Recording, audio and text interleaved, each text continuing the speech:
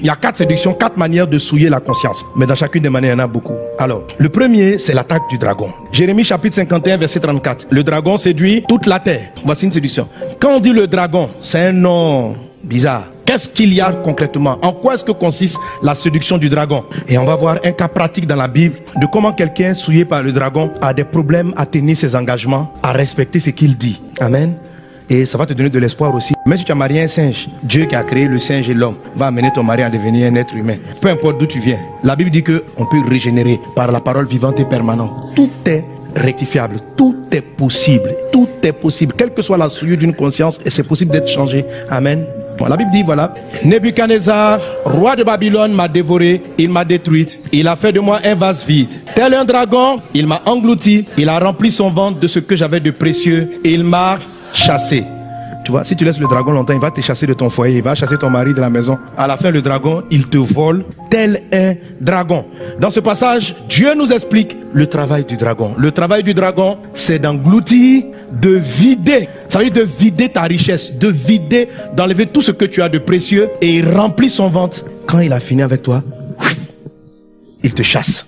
Alors, quand vous lisez le livre d'Apocalypse, le dragon, il a 7 têtes. Il faut savoir que il a 7 têtes, ça veut dire 7 bouches, ça veut dire 7 types de séduction qui visent à enlever ce que Dieu t'a donné, à enlever ton potentiel. Qu'est-ce qu'il vole? Il va voler ta vision. Il va faire en sorte que tu saches même pas où tu vas dans la vie. Le dragon, il fait peur, il effraie, il va voler ta sérénité. Il va travailler à voler ta paix, à te rendre timide. Paul dit ceci à Timothée, il dit Timothée, ranime le don que tu as reçu. Ranime le don que tu as reçu. Dieu t'a donné un don, mais on ne le voit pas. Et puis il dit ceci, car Dieu ne nous a pas donné un esprit de timidité, mais un esprit de force. Autrement dit, la timidité engloutit les dons d'une personne. Dieu t'a fait un don, mais comme tu es timide, ce don-là est englouti. Ce don est endormi. Et qui est englouti parmi les attaques de Satan? C'est le dragon. Alors, quand ils attaquent, ce sont des pensées. Ce sont des pensées. Les gens qui sont timides, renfermés, qui n'arrivent pas à dire ce qu'ils pensent, à exprimer leurs idées, quelque chose les influence. Tu dis rien. Tu ne dis rien. Ta femme dit, chérie, parlons. Allons à droite. Qu'est-ce qu'on fait? Le jour où tu es vexé, tu supposes que la personne sait. Toi seul dans ton corps, tu ne parles pas. Tu t'exprimes pas. Quelque chose fait que tu as honte de ce qui va sortir de ta bouche. Tu as peur de ce que les gens vont juger ce que tu vas dire. Et un homme qui ne parle pas, il n'a pas d'autorité. Il ne donne pas une direction. La timidité, malgré que Timothée ait été appelé par Dieu, choisi de Dieu, loin de Dieu, il avait des problèmes pour exercer puissamment son ministère. À cause de la timidité. Par 2 fois, l'apôtre Paul va dire, pardon, réveille. Le don là, il est englouti. Alors, il est englouti par quoi? Par un système de pensée. Par un système de pensée. Le dragon sème aussi l'impudicité. Donc il sème la peur, la timidité, l'anxiété. Mais il a une autre tête aussi qui sème la séduction sexuelle, le sexe. La Bible dit dans le livre de Proverbes chapitre 5 que si tu couches avec quelqu'un, tu partages avec cette personne-là des richesses invisibles. Tu partages avec cette personne la faveur qui est sur ta vie. Tu partages avec cette personne les biens que Dieu t'a donnés dans le monde invisible. Proverbe chapitre 5 dit, tu partages avec cette personne. Maintenant, s'il se trouve que ce n'est pas ta femme, elle va aller prendre tes biens. Et si elle couche avec une autre personne, elle peut lui donner tes biens. Il y en a qui sont surpris. Lisez Proverbe chapitre 5. Proverbe chapitre 5 dit que les rapports sexuels, c'est beaucoup plus qu'un simple plaisir. C'est un partage de vie.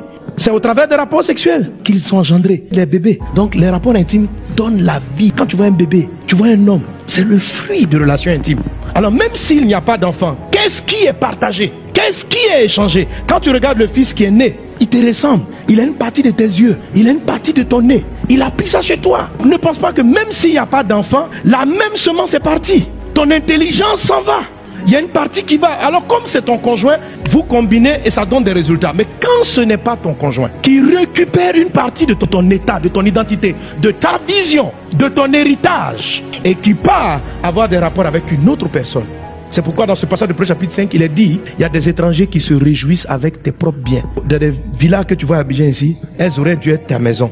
Mais le jour où tu es parti dormir avec Gasparino, Il t'a sucé. Il a récupéré quelque chose. Toi aussi, tu as pris quelque chose de chez lui. Lui, dans sa vie, il ne devait pas prospérer. Il devait juste avoir une petite maison entre-couchée. C'est un gars d'entre-couché. Et ce jour de vos rapports, tu as pris l'entre-couché. Tu lui as donné la villa. Alors Gasparino, subitement, il est brillant. Il a des bonnes affaires. Ces affaires, il a pris. Les choses lui réussissent. Il a pris ça chez toi. Il a pris ça chez toi. Il peut ne pas savoir aller dormir avec une tierce personne et puis balader. Ainsi, tes richesses et tes trésors peuvent être dans la nature. C'est comme ça il est dit que le dragon vole. C'est pourquoi quand un homme est très brillant, quand une femme est très brillante, Satan fait tout pour la souiller par le péché du sexe. Là où ils travaillent aujourd'hui et qui sont des souillures qui détruisent la vie des enfants, les abus, la pédophilie.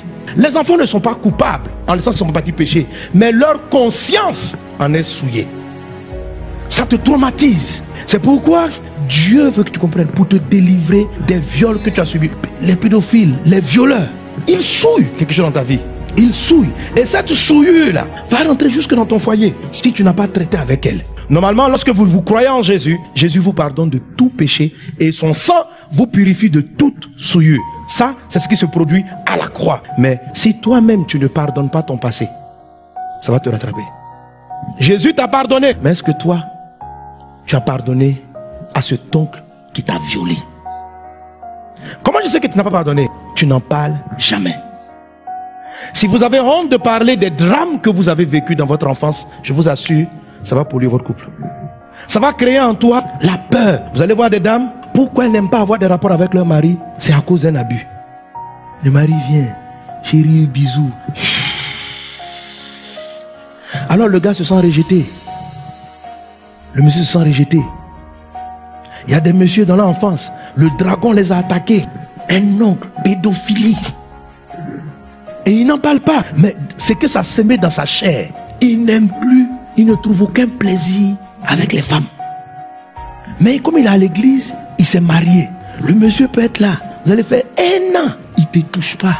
Tu dis, hey, chérie, je t'ai fait quoi? Tu n'as rien fait. Tu n'as rien fait. Il a été souillé. Et le désir même, en fait, tellement il a enfoui ça quelque part dans son cœur, que le désir de relation intime l'a quitté.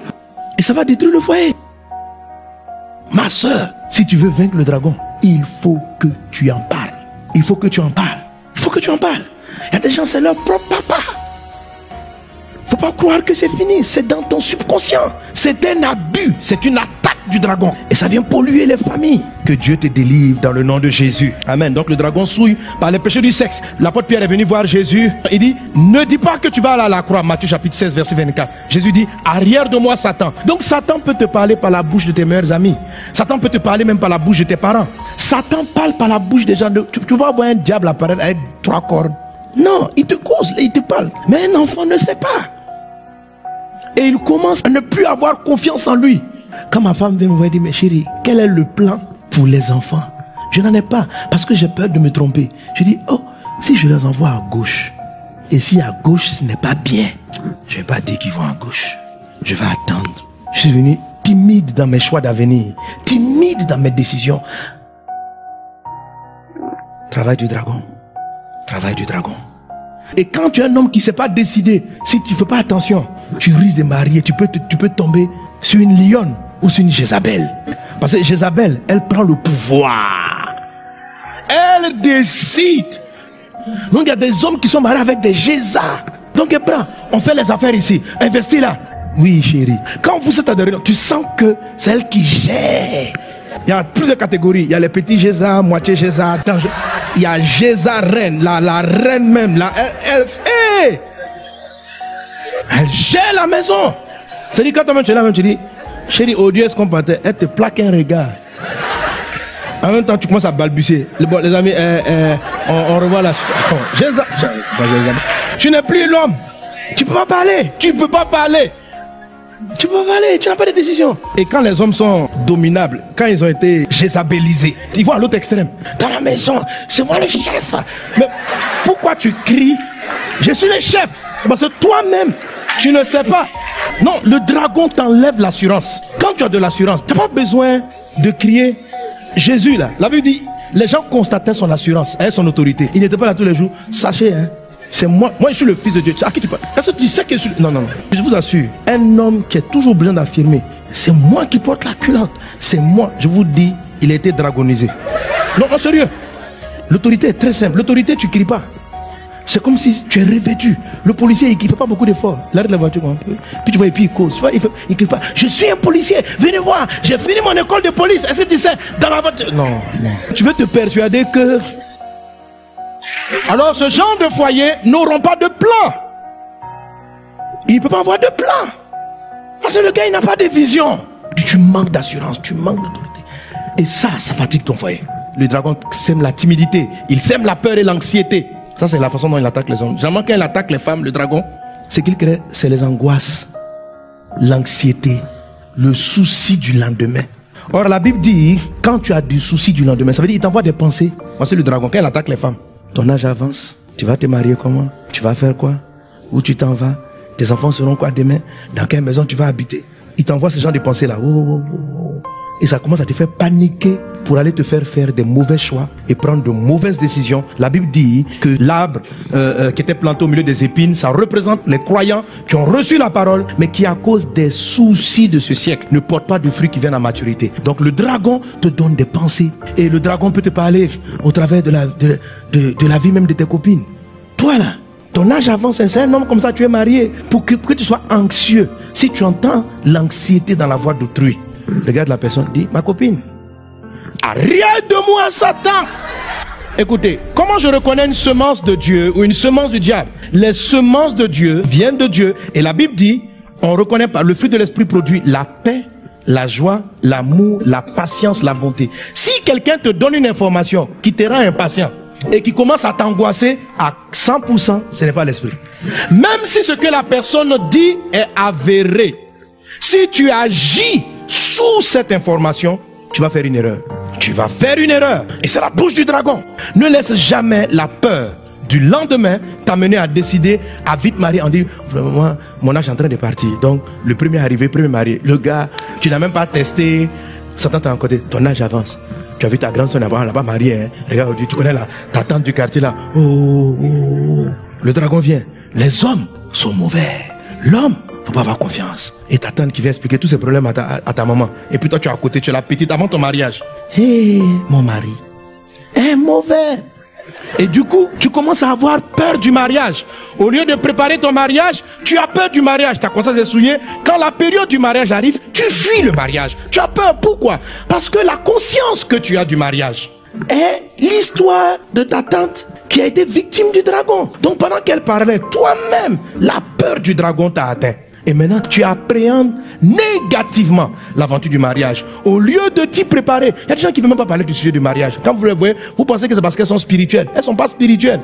Elles ne sont pas spirituelles. Elles ont le cauchemar de ce que papa a fait subir à maman. Et elles ont dit, jamais ça ne va m'arriver. Et comme elles ne veulent pas que ça arrive, elles sont hantées par la peur. Or, la peur vient du dragon. La timidité tue ton don, tout ton talent, ta capacité de reconnaître. Et quand l'âge va vouloir finir, tu vas vouloir te précipiter dans une relation et marier quelqu'un qui ne te ressemble pas. Sois délivré au nom de Jésus.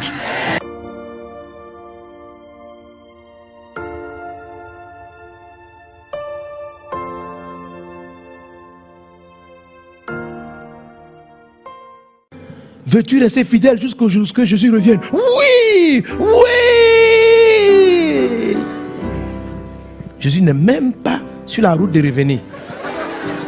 Un an après votre mariage, je ne sais pas comment j'ai fait pour entrer dans ce foyer. Pourtant, tu étais prêt à sacrifier ta vie pour la personne. Pourquoi tu changes comme ça? Mais tu n'as pas commencé à changer le jour où tu t'es marié avec elle. Observe ce qui se passe avant.